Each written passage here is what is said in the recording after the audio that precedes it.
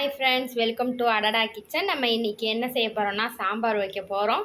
அதுக்கு தேவையான பொருளை பார்த்துக்கலாம். முதல்ல அடுப்பில் நம்ம குக்கர் வச்சாச்சு. குக்கர் வச்சுட்டு துவரம் பருப்பு, தக்காளி, வெங்காயம், பச்சை மிளகா, கொஞ்சமாக பூண்டு நறுக்கி போட்டாச்சு. இப்போ நம்ம அடுப்பை ஆன் பண்ணிடலாம். பாருங்கள் ஃப்ரெண்ட்ஸ், பருப்பு எந்த அளவு நல்லா வெந்துருச்சுன்னு. வெந்ததுக்கப்புறம் நம்ம காய் தாளிச்சுக்கலாம். நான் என்னென்ன காய் சாம்பாரில் போட போகிறேன்னா கத்திரிக்காய், முருங்கைக்காய் போட போகிறேன். கத்திரிக்காய் முருங்கைக்காய் சாம்பார் வைக்க போகிறோம். இதுக்கு அடுத்த ஸ்டெப்பை நம்ம பார்க்கலாம். அடுப்பில் கடாய் வச்சு ஆயில் விட்டாச்சு. ஆயில் ஹீட் ஆகட்டும். ஹீட் ஆனதுக்கப்புறம் கடுகு போட போகிறோம். கடுகு நல்லா பொரியட்டும். அதுக்கப்புறம் கொஞ்சமாக ஜீரகம்,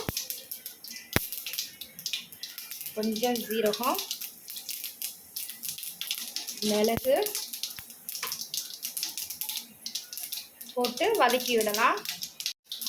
வதக்கி விட்டாச்சு. அதுக்கப்புறம் கொஞ்சமாக ஆனியன், கருவேப்பிலை போட்டுக்கலாம்.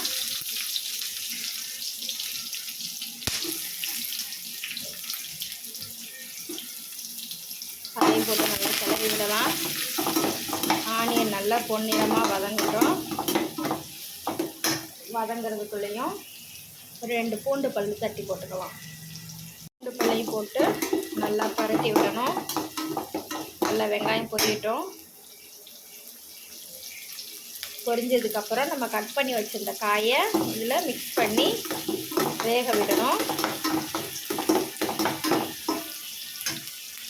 நல்லா வெங்காயம் வதங்கிருச்சு.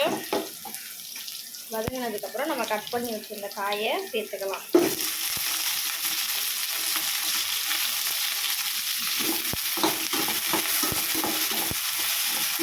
கிளறி விட்டுக்கிட்டே இருங்க. கிளறி விட்டதுக்கப்புறம் காயிலையும் கொஞ்சம் லைட்டாக மஞ்சத்தூள்,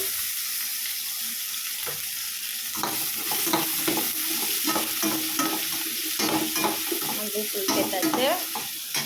இப்போ இந்த ஸ்டேஜில் தான் நம்ம சால்ட்டு சேர்க்க போகிறோம். நம்ம பருப்பில் சால்ட் சேர்க்கலை.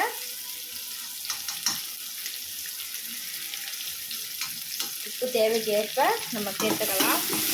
சேர்த்துட்டு நல்லா வதக்கிடலாம். காய் வேகிறதுக்கு ஒரு 10 நிமிஷம் ஆகும். காய் நல்லா வேகட்டும். வெந்ததுக்கப்புறம் நம்ம ரெடி பண்ணி வச்சுருந்த பருப்பை இதில் ஊற்றிட்டு புளி கரைசல் சேர்த்துட்டோம்னா நம்ம சாம்பார் ரெடி.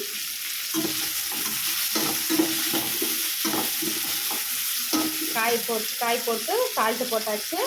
இதுக்கப்புறம் நம்ம மஞ்சத்தூள் போட்டாச்சு. அதுக்கப்புறம் சாம்பார் பொடி போட போகிறோம்.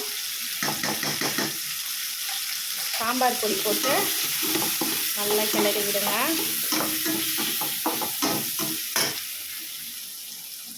சாம்பார் பொடி போட்டு நல்லா கிளறி விட்டுக்கிட்டே இருக்கோம். கிளறி விட்டதுக்கப்புறம் 1 டம்ளர் தண்ணி விட போகிறோம்.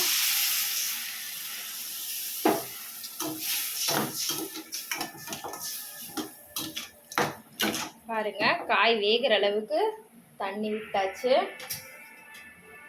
காய் நல்லா வெந்ததுக்கப்புறம் நான் ஆல்ரெடி புளி ஊற வச்சுருக்கேன். இதை கரைச்சி நம்ம மிக்ஸ் பண்ணிய வேண்டிய வேலை தான். அதுக்கப்புறம் நம்ம வேக வச்ச பருப்பு தனியாக எடுத்து வச்சுருக்கோம். அதையும் இதில் மிக்ஸ் பண்ணிட்டோம்னா நம்மளோட சுவையான சாம்பார் ரெடி.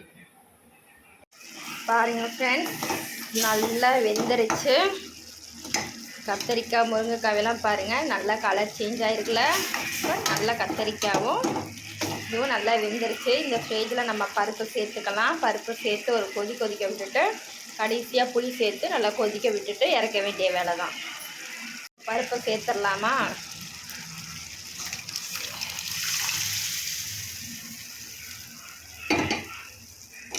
பருப்பு சேர்த்தாச்சு. நல்லா கிளறி விடுங்க. மசாலா கூட நல்லா டேஸ்ட்டாக இருக்கும்.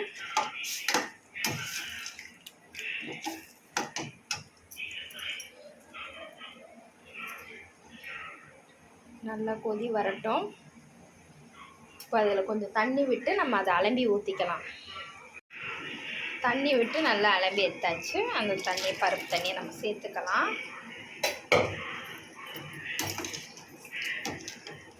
பருப்பு சேர்த்து கொஞ்ச நேரம் காய் கூட சேர்த்து கொதிக்கட்டும். கொதித்ததுக்கப்புறம் உப்பு டேஸ்ட் பார்த்துக்கோங்க, உப்பு போதுமானு பார்த்துட்டு அதுக்கப்புறம் உப்பு சேர்த்துக்கோங்க.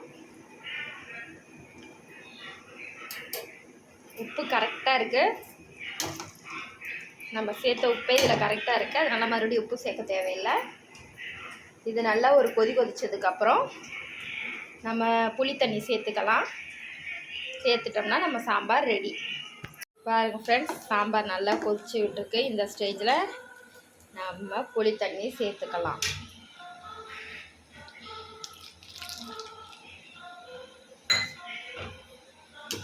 புளி தண்ணி சேர்த்து நல்லா கொதிக்கட்டும்.